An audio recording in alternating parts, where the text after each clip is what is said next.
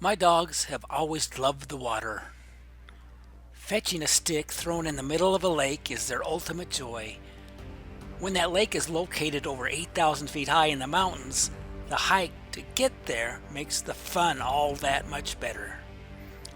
Most of this video takes place at Dog Lake in Mill Creek Canyon, east of Salt Lake City, Utah. 5 of my dogs have been there. 3 are now gone. So remembering their experiences in this small lake created by snow melting into a basin high in the wilderness makes this video even more special.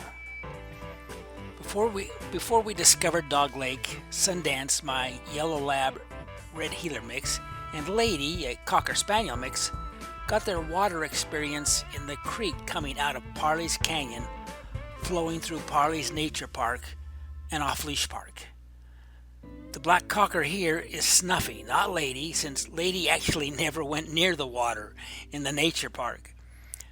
Shown here is the viaduct that carried Parley's Creek under the I-80 freeway. Most of the water here is too shallow in late summer to require swimming, but was good training for fetching the tennis ball thrown into the water. Sundance, always a gentleman, yielded to the larger dogs who tried to steal his ball. But as you see, he's smart enough to understand me when I tell him the big dog dropped his ball in the water and he returns to retrieve it.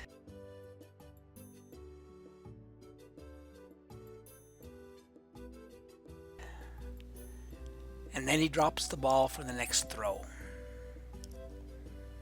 Just downstream, the water pools and provides enough depth for Sundance to swim.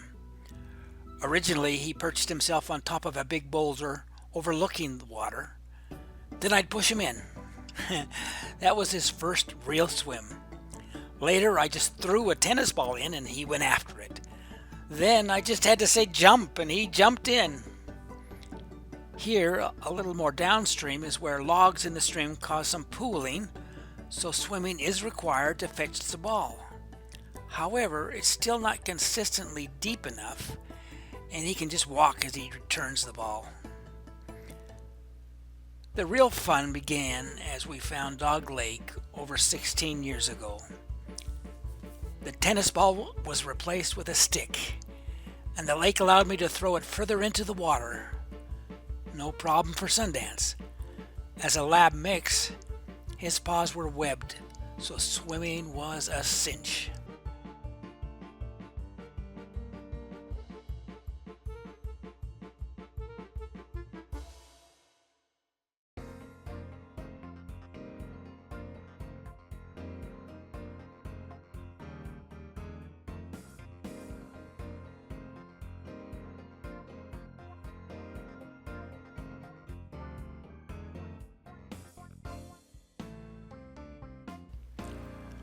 Lady never swam. It took several months of hiking before she would even wade in one of the streams, and then later the lake. They say Dog Lake is not named after the many dogs who visit it, but because of the type of salamanders that lived in the lake and made sounds like barking dogs in the evening. Dog Lake was always teeming with dogs, so sometimes just playing with the other dogs was just as important. Sundance loved to be chased.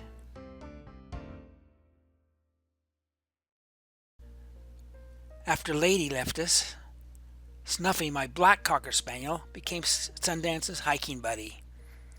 Snuffy never fetched, so throwing a stick into the lake was not enough to tempt her into the lake. As a cocker spaniel, she was more interested in rushing to people she didn't even know and getting them to pet her. As a member of the cocker spaniel cult, she believed every man, woman, and child was placed on earth just to pet her, and it was up to her to make that happen. You'll notice though in the picture she is wet. She enjoyed the water and often would just swim, mostly to go out and greet the ducks and ducklings, frequently swimming in the middle of the lake. After Snuffy passed, our new cocker spaniel, Sherbet, was 8 months old when the upper trails we needed to hike to Dog Lake finally opened. As she sat on the bank, I was hoping Sundance would help her learn to swim. The idea was to let Sherbet watch Sundance a few times, teaching her to swim and fetch. I threw the stick and Sundance took off. To my surprise, Sherbet immediately jumped right in after him and was swimming behind him on the way out to the stick and back. She was fearless. Many others in the lake were surprised to see a Cocker Spaniel swimming in the lake.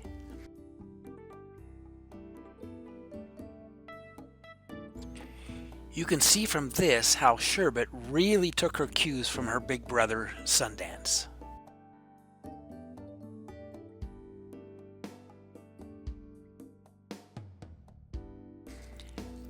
After a few times just following Sundance out and back, and she was ready to fetch her own stick. See how much faster she had to paddle? She makes it look like a lot of work compared to Sundance.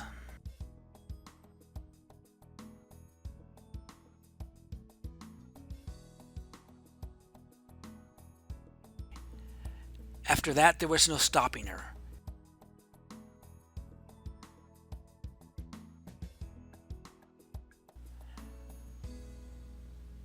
Sherbet was a fast learner, and swimming was her love from day one at the lake.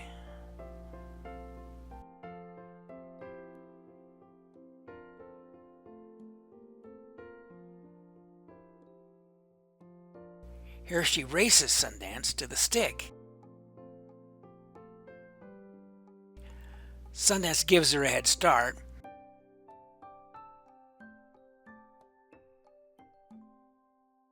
But they arrive together and share the victory as they both bring the stick back.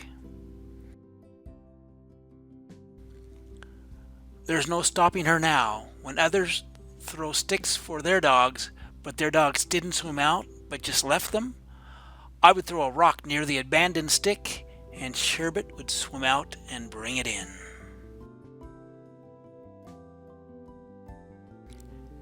As seen here, even over 8,000 feet of altitude and the cold October water couldn't keep Sherbet out of the lake. The leaves had fallen from the trees, but Sherbet jumped in anyway. A few months shy of his 16th birthday, Sundance left us. My new dog, Neapolitan, Nia for short, hiked to Dog Lake with us on the first day the road opened the summer of '22. Hoping Sherbet would teach Nia to swim, just as Sundance had done for her, I was disappointed. As seen here, Nia was willing to go into the water, but when it got too deep and required swimming, she just splashed the front paws. She understood she was supposed to fetch the stick, so when Sherbet brought it back to shore, she stole it from her and took the credit for retrieving the stick. Here I throw a stick out just far enough so she would have to swim just a few feet to get the stick. She wanted it bad, but still not enough courage to swim. She tried again. Again she's too afraid. Sherbet to the rescue as she swims out to bring the stick back, and true to form, Nia steals the stick from her. This happened over and over for the whole first summer. Next summer, hoping I could finally succeed in training her to swim, I was surprised when, on her own, she jumped in and swam out to the stick. Not expecting that, I had only thrown one stick, and Sherbet went after it as well. As best of buddies, they shared the retrieval and brought the stick back together. They were already a bonded pair. I'd been hiking Mill Creek Canyon with my dogs for 16 years when they closed the upper canyon for construction and made hiking to Dog Lake from the lower trails way too far for me. We'd often seen Alpine Lake in the canyon ski resort from atop the ridge we regularly hiked to from the Mill Creek side, but never visited the lake because it was too steep and had no trails leading down from the ridge to the lake. To show you, here we are at the ridge, the top of Super Condor Express ski lift. And there's the small lake nestled in the mountains. After a bit of research, we found a trail and hiked to the lake from the Park City ski resort side. Of course, we couldn't see this sign from way up top, so we were disappointed after the long hike to find out swimming in the lake was forbidden. Fortunately, my dogs can't read, so as you look to the left of the sign, you see them swimming in the lake. That day was so hot they actually jumped in before I even found a couple of sticks that I could throw in for them to fetch. They just swam and cooled off. We've gone many times after that, and the dogs always violated the rules on the sign. Although the lake is filled by snow melt from the winter snowpack, you probably notice it's not totally natural. There are improvements beyond what nature would provide, since the lake also doubles as a snowmaking lake, providing the water for these snowmakers for the ski resort.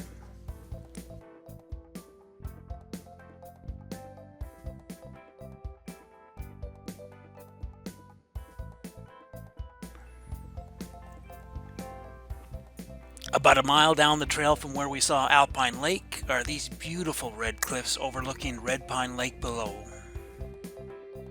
The arrow is to highlight a rock formation you'll see in the next scene when the camera pans up from a lake to the ridge we have hiked to scores of times from the Mill Creek side.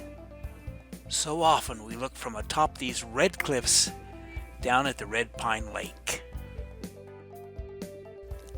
Again, we found a trail from the Park City side, but we're disappointed that not only was the trail very steep and tough, but the lake itself had muddy shores. Signs we didn't see until on the way down prohibited hikers on the very trails we used to hike up to the lake. That sealed the lake's fate, and we haven't hiked to that lake since. There's the rock formation I highlighted. It juts up just enough to prevent you from seeing the red cliffs just above it, except for just a small piece of the red rock right there. Moose, elk, deer, and ducks are often seen hiking into the lakes. While we were hiking, not they were hiking. Here we see two moose back at Dog Lake who came to drink during a drought year when so many of the smaller streams had run dry. And here are the ducks that my black cocker Snuffy often swam out to greet. Of course, they would flap their wings and scoot along the top of the water to keep their distance from Snuffy. We hike no matter the weather nor the cold. Here we are in fall as the aspens are at the peak golden period and reflected in the lake. How beautiful. And Snuffy's duck friends appear to walk on water as they walk across a frozen lake. The upper road closed each year on November 1st, so this had to be in October. Again, a very frozen lake, but no snow. It kind of keeps the dogs from swimming.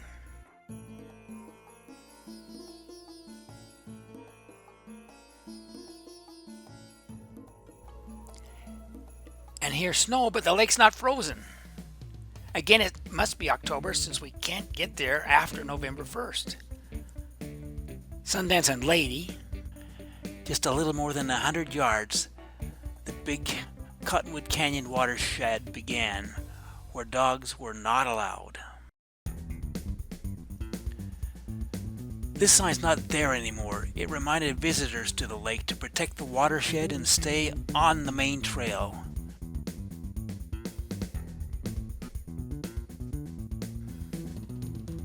And now the lake was snow and partially frozen with Sherbet and Nia.